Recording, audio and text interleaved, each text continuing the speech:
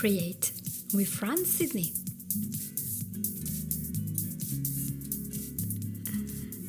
Hello everyone and welcome to the show. This is Fran Sydney and welcome to Create with Fran on episode 167. We are now talking today to Kim, who will talk to us about her journey through, did I just say journey? Journey. It's a journey through a little problem with food. Yeah, love it, hate it, and anorexia and bulimia, and then complete success and recovery. And now today Kim helps people to find their own success and recover from their own emotional blocks. So welcome to the show. Thanks for having me. Yes, I'm very, very excited. So tell me, what was going on in your life when anorexia started to be a possibility? The microphone is all yours. Yeah, absolutely. So I think, as you would know, I guess there's kind of a certain personality that goes along with people who have eating disorders. Like, it's often a lot of a need for control or perfectionism or high standards and also low self-worth. So those were kind of issues that have probably already been going in the background. But the thing that really kicked it off was when I was 15, I got pneumonia and I was pretty much bedridden for a month. And so couldn't eat, couldn't get out of bed. And when I was younger, I wouldn't say I was overweight, but I was definitely bigger than I am now. And mom would always make comments about it and she'd be like, oh, you need to lose weight or whatever. And I just never really listened to her. And after I was sick, I lost all this weight from not being able to eat. And when I went back to school, people really started to pay attention to me. People were like, oh, you look really good. Or oh, what happened? I started getting all this attention that maybe sort of made me realize oh, maybe it is better if I lose this weight. And that really just kind of kicked things off, where I continued really restricting my food. I started over-exercising, and it just kind of spiraled from there, because the more weight I lost, the more positive affirmation I got from people around me, but also it gave me a sense of control when I really felt maybe my life felt a bit like it was out of my control. And just all of those things together, it kind of created the perfect storm. Wow, that's incredible. Isn't that amazing? I mean, we talk about social media and how it will, but even just your friends will influence you so much. And of course, if a person had a little bit too much weight, when they lose it, we'll compliment them and say, well done. But then, what's going on inside the brain? What is the ticking thing that makes you think, I have to go further? Is it to be more accepted, do you think? Is it this human need of being loved and accepted? I think not so much. I think the things that appealed to me was for one, I felt like something in my life was within my control. Even though I couldn't control anything else that was going on, I had this. And also really I think along with anorexia, this kind of this sense of morality comes through, where you feel almost virtuous, you've somehow beat hunger, when it's this really human thing. You don't need to eat as much as everyone else. It really becomes a thing to make you feel good about yourself, but in a really backwards sort of way. It's incredible, yeah. So it's the Stoics and all these people, they're oh, if I'm suffering and I'm very disciplined, then people will think that I'm really strong. But again, I think it's, a part of our reptilian brain, the part of the brain that wants us to connect to others and be accepted, and they see our virtue and our morality. And of course, there are comments in the media all the time that when you see a person that is overweight, don't we sometimes notice that some people will make really nasty comments and say, oh, you lack self-discipline, or, oh, and they put all these nasty comments. So we have this kind of weird balances, all good or all bad. We don't really have much mercy and compassion, because there are a host of reasons why a person will not be thin as we think they should be. So how was this beginning of anorexia affect you? What was your age then again? Was it 15? I was 15. 15. Around 15, 16. So did your parents notice anything in the house? I think at first they didn't really say anything, because I think it sort of happened gradually. And then I remember like it kind of got to a point where I think it was just getting worse and worse. And it became more and obvious that I was way too thin. Like I guess for reference, like I'm 5'3" and I weighed like about like 100 pounds, like 90 to 100 pounds, kind of depending. And I really got so thin that I guess I was so malnourished that at one point I was out at the shops and I just fainted, like I just collapsed. And at that point, my mom was kind of like, I think there's something going on. And she kind of was starting to say like, okay, like, do you need to go to recovery? And the problem with anorexia is it's really a disease where you lack insight because you don't want to get better. Like everyone is like, to get better is to gain weight, and you don't want that. So you just start trying to hide things where you hide what you're eating, or like I just wouldn't eat anything during the day and I would hide it, and then I would save like the food I did eat like for when people were around, so it would sort of look like you were eating. And it kind of got to that point where my mom was like, hey, like, should we take you to a psychologist, or like maybe something needs to happen? And I would always just be fighting back and being like, nope, don't want to go. There's nothing wrong with me. And I remember even like I got pulled out of class one day by like the school counselor because they were like, oh, we're just going to like have a chat with you and see what's going on. And even in that point, I remember being like, there's nothing wrong with me. Like, I think when I was really that sick, I had no idea that I was sick. Like, it wasn't, maybe you're young and you don't really understand. So it kind of got to a point where people were starting to say things like, they were like, hey, like, you're extremely skinny. Like, is there something going on? But I never went and actually ended up getting help for it. And then I think the thing that really kind of took it to the next level was like that summer, I ended up going away to summer camp, and like obviously I couldn't control my food there. I had to eat whatever everyone else was eating, and that really was what kicked off like the binge eating, because I think when you starve yourself for so long, your body sort of goes into like, oh my God, you've started eating, like let's just try and eat everything. So that's when things kind of swung the other way. Really? So you ate and ate, and then when did you realize, oh yeah, I could actually go towards bulimia, because then at least I enjoy the food? When was that? Was it immediate? I wouldn't say it was immediate. I would think over that kind of period, like between that age until like 17, 18, I sort of swung between the two of like kind of like not eating and then like eating a lot at a little bit, like kind of in between binging, but I didn't start purging then. It kind of only really started when I like after I graduated high school. I think sort of one day, like I had binged on something, I don't remember what, but it just, obviously I knew what bulimia was. I knew that it was something that people did, and I think I felt so bad about what I had eaten that I was like, you know what, I think I could just make myself throw it up. And then I went to the bathroom and did what I did, and that kind of really kicked things off in that realizing where I was like, oh, like that wasn't as bad as I thought maybe it would be. And then that's kind of when that part of the journey started. Yes. So it's a very slippery slope, because when we are, 10 to 20, we think we are immortal, we can do anything, and we somehow assume that our health will be always the same, we're never gonna die. No, nothing can distract us. My self-awareness about my health started when I was 30. Before that, I didn't even notice I had a body. I was like, the body's something there, you know what I mean? And it's interesting when you realize actually I have cells, I have organs, I have a skin. Perhaps when you're 30, some people notice white hair already or wrinkles. They go, oh yeah, I actually have a skin. But before that, we take so many actions and we make decisions that we're not really aware of what we do to our body is going to affect us in the long term. Because, if a person becomes anorexic, they could lose their periods completely. They could have saggy skin everywhere that then, when they recover, might be damaged, for example. But then all the collagen in the skin, everything will be missing. All the organs are missing. The heart can be damaged. But isn't it weird that we study that at school, but then it doesn't seem to apply to us? It's like a cognitive bias. We can't see that happening. But I see in front of me, look beautiful. So you have recovered. What happened? Of course, that the audience would like to know what happened. How did you recover? And was that a very quick and easy one-day process, or did it take time?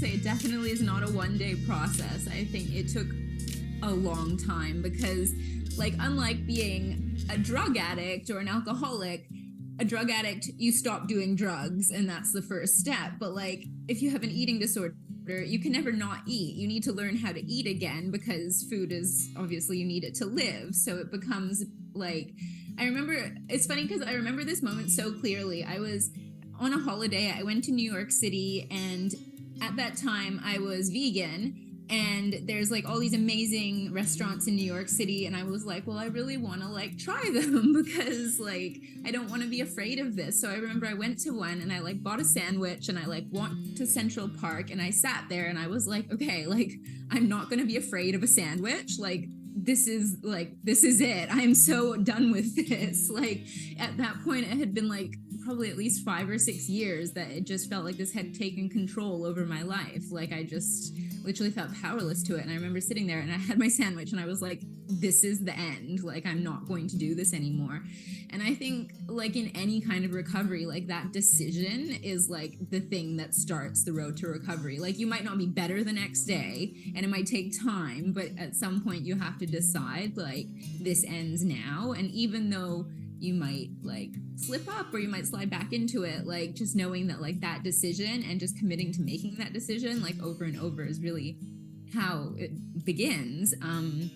But after that, like what really, I started to like try and learn about food because I was like, okay, well, if I learn about how to feed my body, I will feel less bad about what I'm eating. So I started reading a lot of books on nutrition and like different kind of like diets that people had and just trying to educate myself in that kind of a way.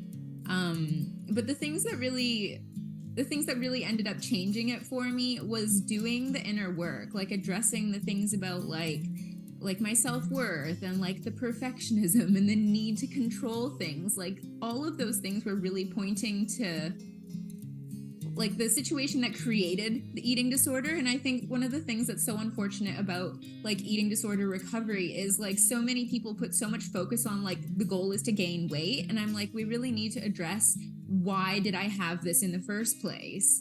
Like, what was it giving to me? Because if we're like, okay, well, no one is starving themselves for no reason. Like it obviously was giving me something. So I needed to look at what it was giving me and how could I maybe heal it so I didn't need to feel like I got those things from the eating disorder. So the things that really helped me were doing like RTT, like rapid transformational therapy, even like sessions that I didn't specifically work on things around food, but I really did a lot of work around like my self-belief and my confidence and like a sense of self-worth. And that was really what ended up shifting it the most. And I think it's like, gosh, I'm 33 now, and I would say it's probably only really been in the last couple years that I would say that it's not something I even really think about anymore. Like, yeah, I eat healthy and I exercise, but like a normal amount. I don't exercise for 3 hours a day to like try and work off an orange. Like it's kind of been like a recalibration of like relearning how to do these things in a way that you do it for a sense of love for your body instead of like a sense of needing to punish yourself. Yes, it makes a lot of sense, and it's good that you use RTT. So did you look for a lot of help, and when you found RTT and you realized, oh, that might be the approach I want, how did you find RTT? That was, you're in Australia, so...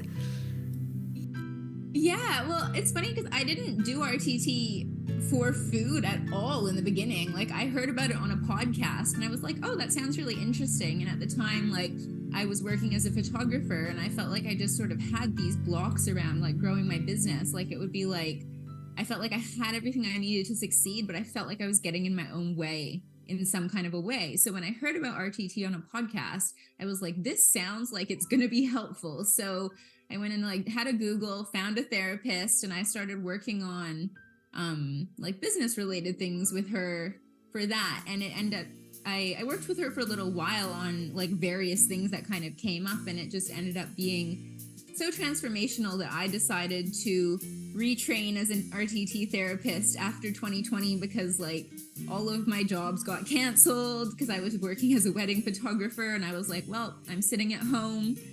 maybe I'll just do this. And so, like going through the training, you do so much RTT practice, you get so many sessions. So it really felt like we were just working through all of the layers of things that kind of were going into creating like not just the eating disorder, but other blocks in my life. And it's kind of funny because the way you are in one area, I find that's how you are in other areas of your life too. And so it's like by chipping away at those kind of core things that were holding me back, it was like the eating disorder almost just started to dissolve on its own.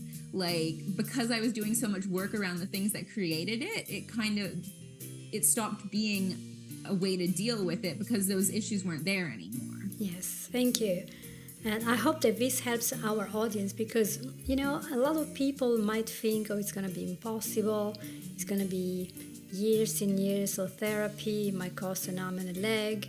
But it's a good investment and it doesn't really take years and years and years. If you go with a therapist who understands how the inner mind works, what is behind, because anorexia is a symptom, isn't it? It's a symptom that something there needs to shift that we have not shifted. And there is RTT, there is CBT, there is hypnosis, there is coaching, there are so many things, different things that people can do. And it's important to be aware there are many modalities. RTT is very, very mild, so it won't traumatize you or anything. It's very gentle on your soul, and it instills the kind of sense of well-being. I am who I am, and I have to learn to love myself because, you know, even if when we were young we built up those beliefs, or even maybe recently, that I can only be loved and accepted if, and then we screw up our life completely. Then with hypnosis and EFT, NLP, or whatever, we can get this shift to happen in our body, don't we? And that happens in our mind, and then in our body, and happens in the cells. So that desire to smoke, to drink, to be on drugs, to, you know, be attached to food. And we're going to be talking extensively about food in the lead into Christmas because it's always a problem. We love it and hate it. So it's important to understand that therapist is there to help to remove those unhealthy patterns of thinking. So let's say that a person is now thinking, right, I have somebody in my family who has a problem and I would like to help. And then maybe I am the person that has a problem. And Kim Akrigg, how do you read your surname? Akrigg. That's it, that one. She is also talking about this now. So what is suggestions, maybe couple, 2 or 3, that you can give to the parents of a child who is displaying this problem? It usually seems to be women, and then to the person who is experiencing this. And I know there are 50-year-old CEO women that have bulimia, so it isn't just a teenager or a non-educated or non-smart. No, they are very, very smart, and that's a problem probably. So what would you do? Back again, your microphone. I guess if it's like a loved one or a child or something, it's like you always want to be there and be supportive and like help them know that you're there for them. But I think it's one of those things where it's like you can lead a horse to water, but you can't make them drink. And I think one of the big things that actually was quite impactful for me was like my mom did end up taking me to a psychologist. I went once and then I was like, I don't want to go back kind of thing. But the thing that he gave me is he didn't try and sit there and convince me like, oh, you need to work on this or that. All he did was he gave me a book, and it was a book about nutrition. And now I think it was the smartest thing he could have done, because no one wants to be told that they have to do anything different. And like eating disorders by nature, often the people are very resistant. They don't want to get better most of the time. So he just gave me this book. And like, I love to read anyways. I guess maybe if you don't love to read, it could be challenging, or maybe a podcast or something. But it just pointed me in the direction of like, hey, maybe here's a different way you could think about food. And I think that's kind of a really nice sort of like gentle approach to being like, hey, like I'm noticing, I care, I'm paying attention, without like bringing up the person's resistance. Because I think it can be quite tricky, because eating disorders have it brings a lot of shame. Like, I think usually you feel shame because you're hiding something, or if you're making yourself throw up, you feel a lot of shame around these things. So it's like you want to try and reach out and access them in a way that is maybe not going to bring that up. So I think like just a gesture, like being like, hey, like here's a book or here's a podcast you could listen to or something, where people will get there when they're ready, but it's just like a nice gesture.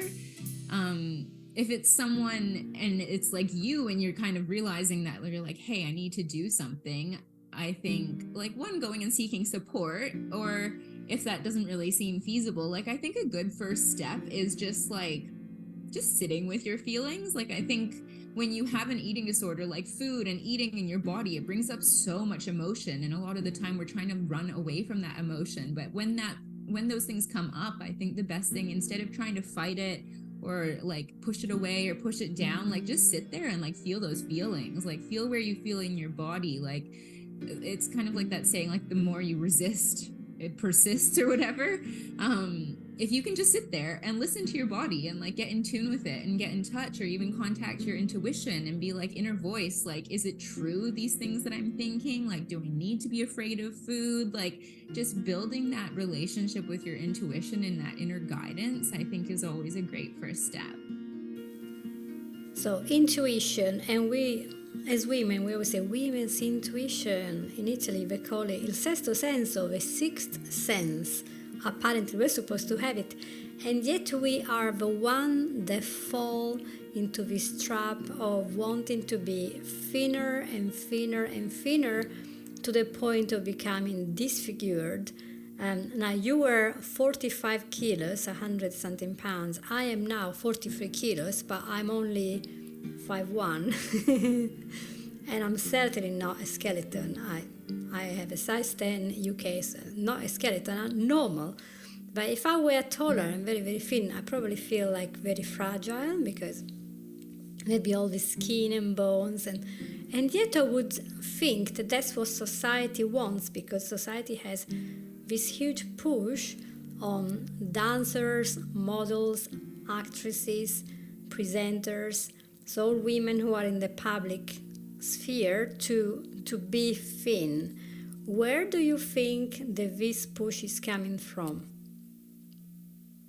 Yeah, that's a good question, because I remember like when I was growing up, it was the 90s, and like I feel like every single headline you saw was like they were shaming some celebrity about her weight, and like when you go and look at those photos now, you're like, she's not overweight. Like it was just, it sinks into the subconscious. But it's hard to know where it comes from, because I remember actually I saw this TikTok the other day, and she was going through how the trend of like what women's bodies should look like has changed, and it goes like to like big to small to big to small to big to small, and it's like you just can't keep up. But if you really look at it, behind every change, it was like by making women feel inadequate, they were able to sell them something. And I really think that companies benefit from when women don't feel good about themselves, when they feel like there's something they need to fix or change, so it's something outside of themselves that they can purchase is going to give them that feeling, which just, I guess, drives business. But I think it's kind of,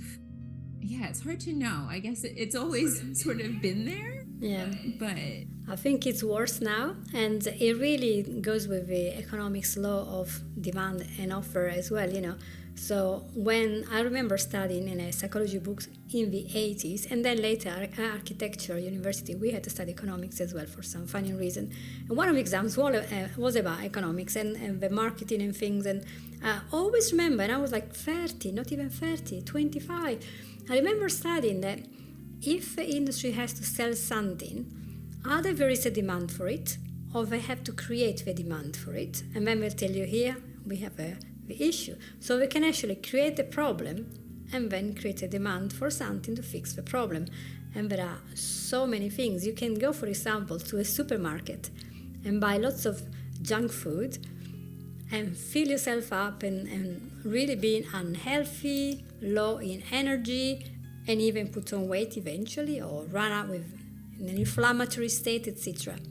And in the same supermarket, you can buy supplements, shakes, diet drinks, and all sorts to reverse what they cost to begin with. Isn't that interesting? It's quite interesting. But if we just gone to the farmer and ate the food as it was created from the nature, what were the chances that we were going to be that ill or overweight? So it's always a bit of wisdom here, thinking, what are we putting in our body that then we need to add all these cosmetic procedures without making names, and then even drastically bulimia, anorexia thing, because we are torn between this constant request from the advertising, the marketing to buy, and drink and eat all together and do lots of stuff together. But at the same time, we have to be thin, which is typical in the women's world. I think it's been quoted in the Barbie movie. I haven't watched it, but they say, we're supposed to be this, but we're also supposed to that. And in psychology, don't we say, Marisa Peer always said, when you have two opposite beliefs that cancel one another, you're going to state of paralysis. Yeah. So, I'm really glad we had this chat, because it made me think that women should start a movement and say, that's it, we're going to draw a line here, that's enough. Stop telling us what we're supposed to look like or whatever, or do, because we just want to be ourselves and feel good in our body, feel healthy, but we can decide what we want to put inside and outside of our body. And yet the industry is there trying to convince us that everything is wrong with us. Once you pass a 30 versus line, now you're aging. Everything is anti-aging. I mean, aging is not allowed. It's a celebration of this stuff in AI, manga, anime, all the drawings, and I'm an artist as well. So I see all these very elongated women with huge breasts, and yet we have this little wasp type waistline and this very long thin legs. We don't exist. This is not what we are like. We have things like cellulitis or flabby skin. We can be overweight. We can have short legs or thicker legs or a flat chest, and that's fine. Why do we only see this person that doesn't actually exist? So we compare ourselves to these images, and then we feel that the virtue of that person online is something we cannot have, and that's too bad. So guys, I hope that this episode was good for you to have a good reflection about the values that we are receiving from the world around us and how we incorporate this value in our everyday life without realizing, because repetition, familiarity builds up. So I want to thank you, Kim, so much for being here and sharing your story. Yeah, absolutely. It was a pleasure. Thanks for having me. Yeah. Where do we find you if you want to share? Because you're also studying psychology now, but you're still doing RTT, hypnosis, helping people to unblock anything that stops them going to success. So where are you? Yeah, on Instagram, I'm at kim.akrigg. So it's kim.akrigg. And then my website is just kimakrigg.com. So yeah, if anyone has any thoughts, I would love to hear them. Or if this was helpful, feel free to reach out. Yeah, I'm sure it is. So please, everyone, if you enjoyed this episode, make sure you share it with somebody who might need to hear the episode and might want to share it with somebody else, you never know. And write a review. You can go to iTunes, look at the name of the show, Create with Friends, and add a review. Reviews are good. And also sharing the episode helps us so that we are more visible to other people, so more people can learn about how to use mindset hacks to create the life that we really want. And guess what? The life that we really want is not necessarily being a size 0 and being 30 kilos, because that's not the life we want, as Kim told us today. So thank you so much for being with me again, Kim, and thank you to all of you, and I'll see you all next week. Take care. Bye-bye.